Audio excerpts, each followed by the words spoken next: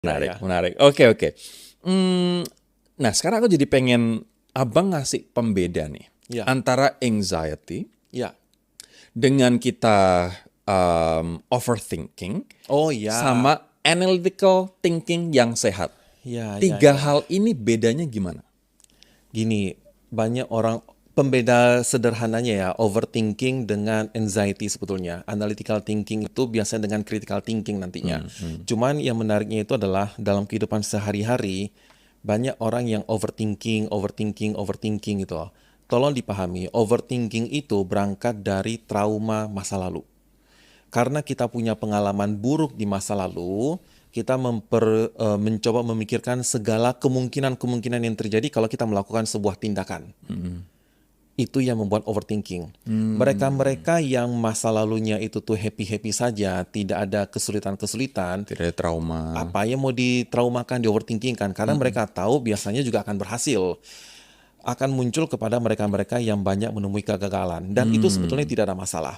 Kalaupun kita mengalami kegagalan di masa dahulu, kita bisa menjadi lebih bijaksana asalkan kita melakukan evaluasi atau refleksi terhadap kesalahan masa lalu. Nah, bedanya apa dengan anxiety? Kalau overthinking itu lebih kepada pemikiran masa lalu, anxiety itu lebih memikirkan kemungkinan apa yang terjadi di depan. Oh gitu. Itu pembedanya. Mereka-mereka yang mengalami rasa cemas adalah mereka yang tidak bisa memprediksi kira-kira apa yang akan terjadi di masa depannya. Disinilah kita akan muncul memahami kenapa kalau kita berkendara di Jakarta ini mengalami macet, kita jadi cemas, jadi stres. Karena kita tidak tahu ini macet berhenti kapan. Betul. Berapa lama? Berapa lama, dan kalau nanti saya macet, lalu nanti saya bakal dimarahi bos nggak ya? Kalau kita bisa memprediksi nanti bagaimana reaksi teman-teman ataupun atasan kita karena macet dan fine-fine aja, anxiety kita bisa berkurang. Karena kita udah tahu nih, ujung ke depannya kayak gimana. Predictable. Predictable. Jadi, kalau overthinking itu lebih kepada masa lalu, anxiety itu lebih kepada masa depan.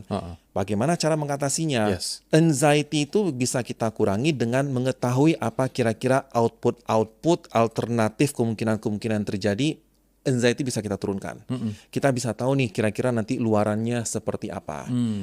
Makanya orang-orang yang menjalani bisnis kenapa mengalami anxiety? Apalagi Karena nggak tahu apa yang akan terjadi di depan nggak dia. tahu apa yang terjadi kalau ternyata pembelinya tidak banyak, ini kira-kira nasib keuangan gua kayak gimana ya? Kalau ia sudah punya safety, secure akan masa depan, anxiety itu bisa kita minimalisir. Ini sama kayak misalnya abang memilih naik kereta. Iya, Itu lebih predictable karena kereta berarti kita nggak telat kan. Betul. Sementara kalau kita naik mobil kita nggak tahu sampai kapan karena takutnya nanti di tengah-tengah ada macet panjang. iya, Berarti itu dengan naik kereta kita menurunkan level anxiety kita. betul.